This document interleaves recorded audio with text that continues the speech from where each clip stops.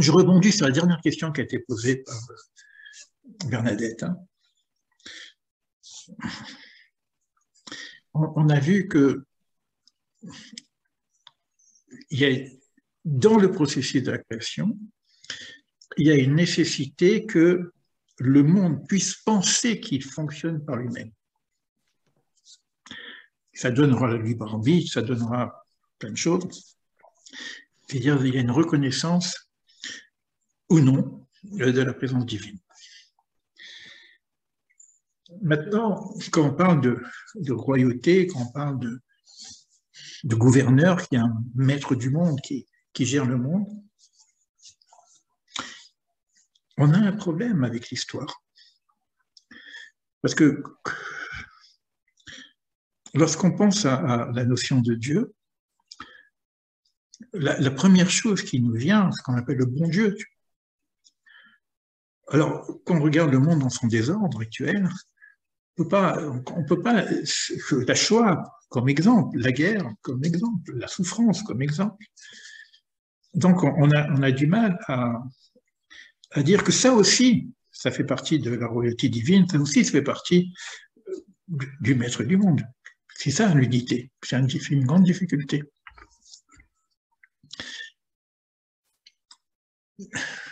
Moi, des fois, au début, dans mon retour au judaïsme, j'ai été même révolté par rapport à certains textes bibliques. Il y a plein de guerres. On appelle ça les guerres de Dieu. C'est quoi ces histoires? Après, on dit que c'est des guerres intérieures.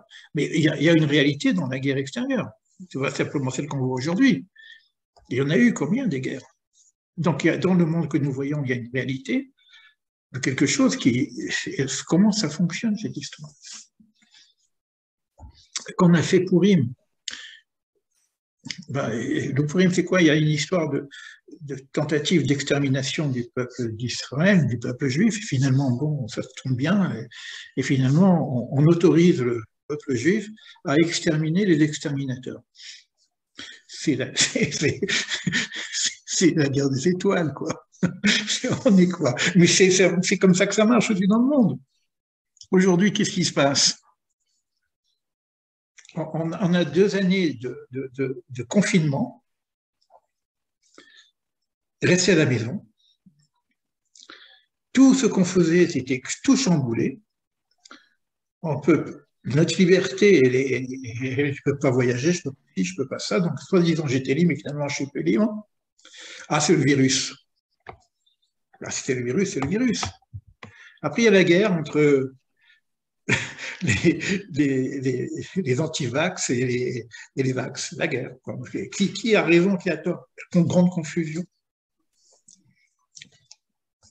Finalement, on sort de ça et on recommence. On retourne au parc d'attractions, on attend, on repart comme avant, comme ça, on s'en est sorti.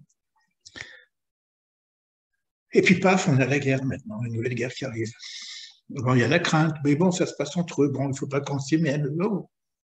Qui est le méchant, qui est le gentil? Chacun peut regarder les informations comme il veut. Il y a une puissance aujourd'hui de l'information qui fait que je peux être d'un côté ou de l'autre côté, en fonction de ce que j'entends, de l'influence que je reçois. Mais qu'est-ce qu'il y a derrière cet écran que nous voyons, ce film qui est là? Qu'est-ce qui se passe derrière?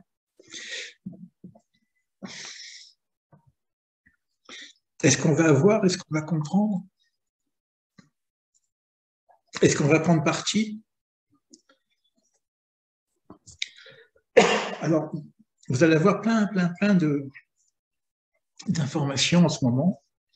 Ça pullule sur Internet, hein. Chacun avec sa carte du monde, évidemment, qui va vous expliquer, selon le texte de ci, selon le texte de là, que voici, que... Et puis, bon, on est capable je ne veux pas dire, de croire en ce qui va nous tomber sur la tête, parce qu'on a une fragilité, ce qu'on appelle une carte du monde, comme ça, mais il paraît qu'il y a une partie dans le cerveau qui est une partie qui intègre les croyances et qui fait qu'on peut nous faire avaler des couleuvres. C'est comme ça fait partie du système humain, quoi. C'est pour ça que vous voyez, vous aurez beaucoup de sectes, vous aurez beaucoup de grands gourous qui arrivent à... Et vous verrez aussi des hommes dans la politique, des Hitler, qui sont capables de ramasser un peuple entier à les rendre pratiquement inhumains. Comment ça fonctionne tout ça? Alors quand on est, nous, dans notre paradis spirituel, alors, on va dire, bon, illusion, pas illusion, etc. Dans notre réalité, il y a quelque chose entre ce qu'on apprend dans les textes sacrés, entre ce qu'on apprend de la royauté divine, de l'unicité de toutes choses, et de ce que nous voyons dans le monde, on est dans un écart, un grand écart. C'est comme ça que commence le Da'at V'unot, d'ailleurs, pour ceux qui ont étudié avec moi, avec Ramchal, qui est très pédagogue. Il dit, moi, je veux bien croire. J'y crois. Même j'y crois d'une façon parfaite, parce que c'est la loi qui me le dit, parce que je crois en la Torah, donc si la Torah me dit ça, j'y crois. Aval, je vois le contraire. Moi, je veux bien y croire, mais ce que je vois, c'est le contraire. Où est Dieu là-dedans? Et s'il y a unicité, il est dans les deux camps, dans ce cas-là. Vous voyez la confusion un petit peu. Et c'est vrai que, alors moi, je ne veux pas faire du messianisme non plus, parce que sinon, je ferais comme les autres. Mais bon, les textes semblent nous parler de ces choses-là. Moi, ce que je retiens, c'est la confusion. Ça passe par une confusion. Ça passe, c'est Pourim. C'est ce temps où on ne sait plus, quoi.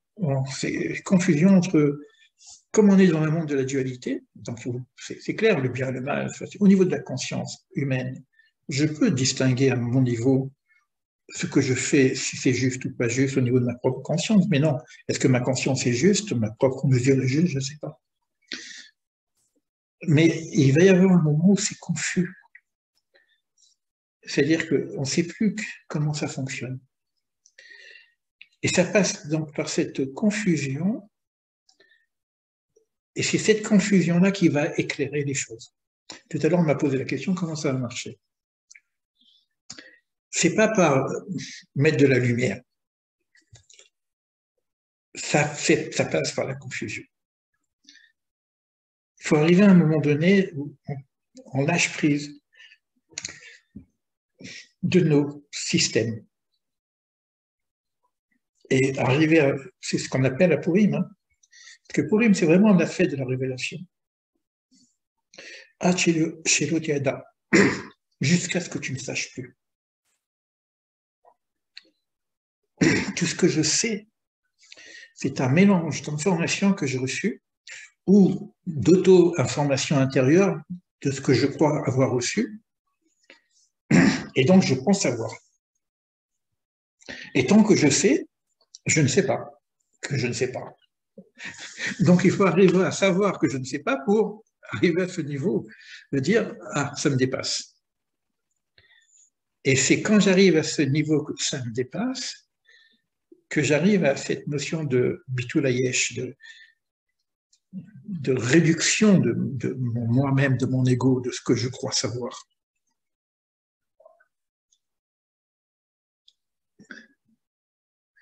Alors, donc, je peux rien dire parce qu'on ne sait pas.